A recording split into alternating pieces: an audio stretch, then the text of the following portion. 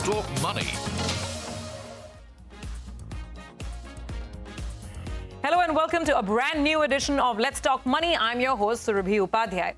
Factor-based investing. Now, this is something that's beginning to see a fair amount of interest and traction in India. Many asset managers are launching funds based on factor strategies. But how do such funds actually work? How do they operate? What is their methodology of picking stocks? And most importantly, should you be investing in these funds? Well, you've guessed it. Today on Let's Talk Money, we are discussing exactly this. It's a classroom on factor investing and factor-based models as well as funds. How do they operate? How do they work? And the things that you should keep in mind before deciding to opt for some of these strategies. To help us do this, we have with us Pradeep Kesavan of SBI Mutual Fund, as well as Harshvardhan Roongta from Roongta Securities. Gentlemen, great to have you, and welcome back to the show. You're no strangers to Let's Talk Money. Slightly complex subject at hand today, Pradeep. Would you agree? Not really complex. Once you get into the ins and outs of it, it's much simpler, right? Like, let's put a simple structure so that people can understand easily. So at the core of corporate finance, right, like people look at value, right? How does a company create value? A company creates value when it generates returns in excess of its cost of capital, right? That's the core of what we call as corporate finance. Now, while doing that, if a company also grows fast, then it enhances shareholder value, right? This is a very simple structure of how investors normally look at companies. Now, in factor investing, what we do is we look at each of these typical characteristics separately and then analyze to see if that characteristic can provide us an edge. That is what we call as factor.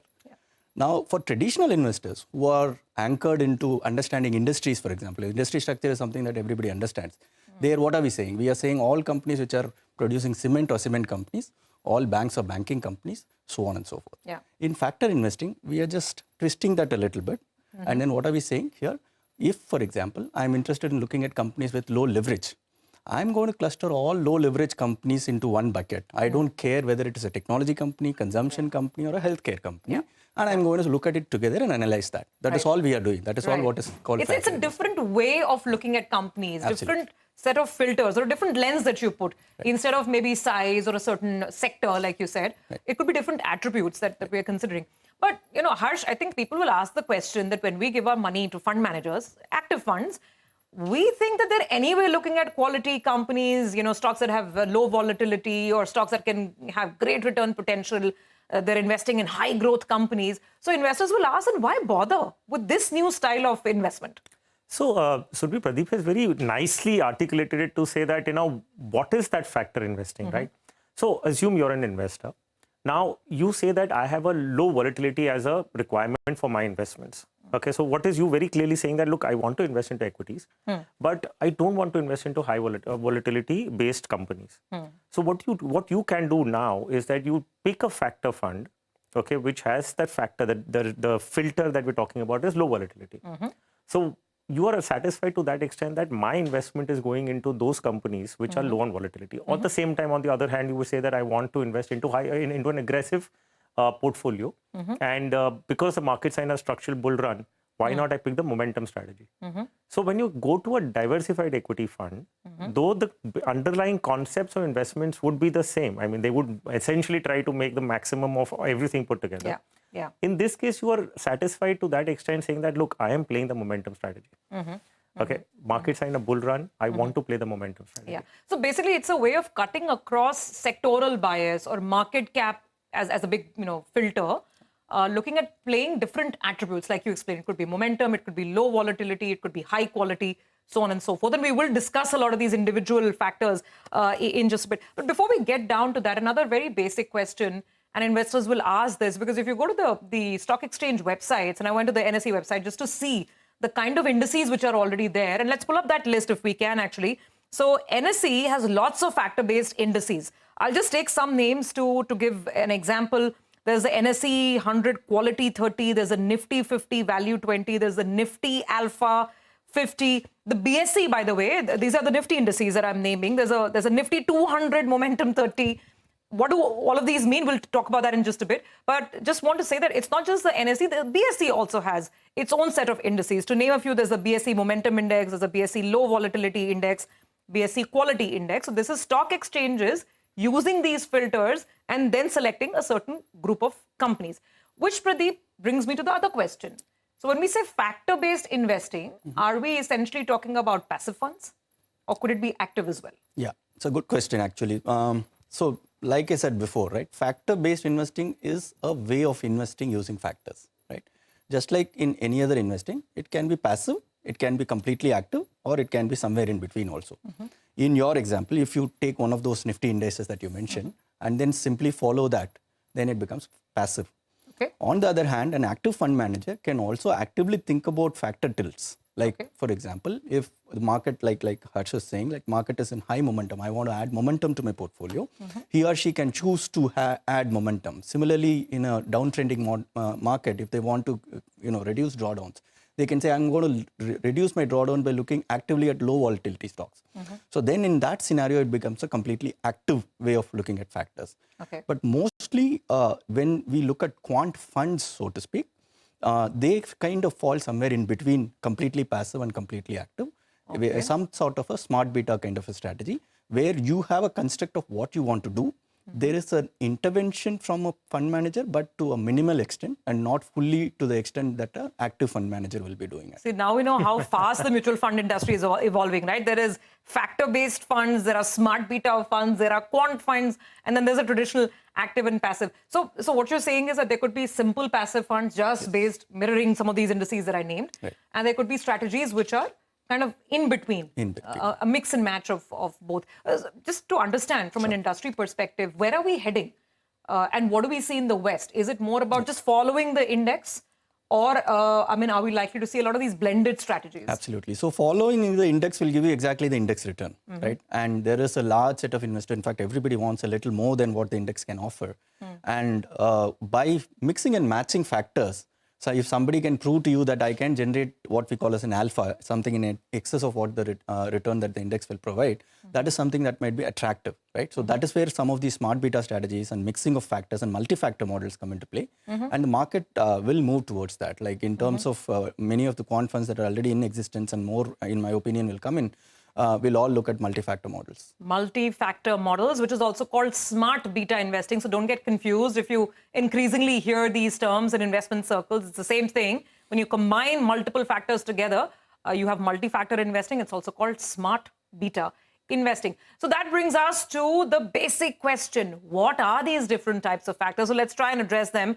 And there's several of them. Harshvardhan, help us out here. So like you said, there could be, low volatility you described. What are the other, some of the major factors that we see becoming popular here in India? So you'll have an equal weight. I mean, that is also one of the very smart, product. Like, for example, you have a Nifty 50. So in Nifty 50, there's a basket of 50 companies. And each company has different weightage. So HDFC Bank would possibly have about 13% kind of a weightage. And the 50th company would possibly have 0.5% weightage. Okay, when you have an equal weight, Nifty 50 equal weight, all the 50 companies will have a 2% equal allocation. So I'll give an example. So HDFC Bank, as I said, in a Nifty 50 has about 13% weightage. In a Nifty 50 equal weight, it will have 2%. Correct, because all the stocks have been given the same equal weight. Weightage. Yeah, they all contribute similarly to calculating the index value. Absolutely. Yeah. A company which has, say probably Hero MotoCorp will have a 0.5% kind of an exposure. Sure. In an equal weight, it will have 2%. So that's one strategy. That's a strategy, correct? Yeah, that's one of the equal weight is one factor. Is one factor okay. that we're talking about. Okay. There is momentum, as we spoke about. That if in case you want to ride the market, the bull run in the market, you possibly take a momentum strategy. Which means that these stocks, momentum stocks, will be the ones that will move faster than the market on the way up. Yeah. So basically, what happens is you have a Nifty, say 500, momentum 50 kind of a thing. So they only pick 50 companies out of that basket of, say, 500 or 300 or whatever Nifty base that you're making. So you'll have companies which have shown 6 months or 12 months return, adjusted to volatility, they've been doing well. So possibly you try and get some momentum over there. Okay. Then you have value, saying that, okay, I want to invest only into companies which are reasonably valued. Okay, we don't want something which is overvalued to enter into right now. Value becomes another filter. Another filter. Yeah. You would have low volatility. I've already mentioned about that. You have alpha that you want to possibly invest into companies which are outperforming, or the chances of performing better than the market are there. So you want to generate that kind of a thing. Everybody would want that, right? Yeah, it's all about looking for alpha, outperforming the index. So you mentioned about the NSE website. So if you go into that NSE same website, you'll have a methodology. They have one downloadable PDF. It's a very elaborate document where they have actually, very detailed.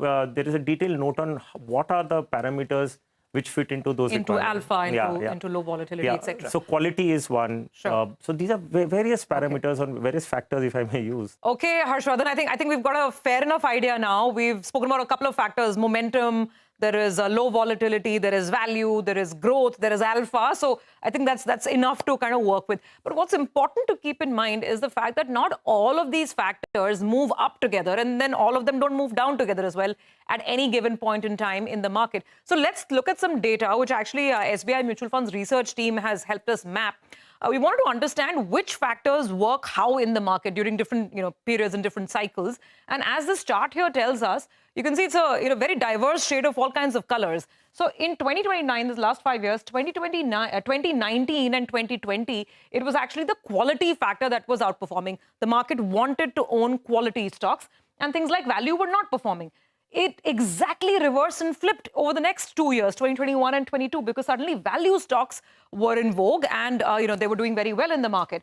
Momentum as a factor was also coming up in favor in 2022. In 23, that's the last year, growth became the dominant style. So what we know is that all the factors can move in different ways at different points in time, which, Pradeep, brings me to the other question that this could get a little daunting and confusing for investors. How do I know which is the right factor for me and which is the right factor to pick, say, if I want a 5-year portfolio view? No, absolutely. It's an interesting question. Like you rightly said, various factors can perform well at various points in time in different market conditions. That's the reason why one should look at a multi-factor kind of an approach, right? Because what happens is timing the market or timing the factor is always going to be risky. So it's better to play a multiplicity of factors so that at least something or the other is going for you. Then again, the question arises as to how do we weigh a particular factor vis-a-vis the rest of the factors. Then therein comes the idea of going back in time and testing out, right? So to start with, if you choose 3 or 4 factors, a saner way of doing that will be just take a decision that I cannot be deciding on how much weight going in should I be giving to each factor.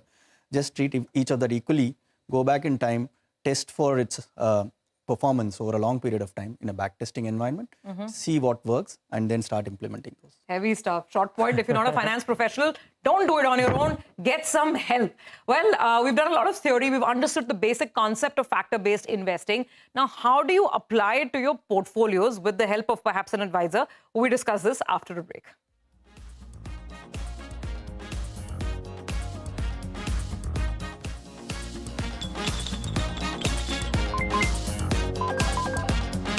Let's talk money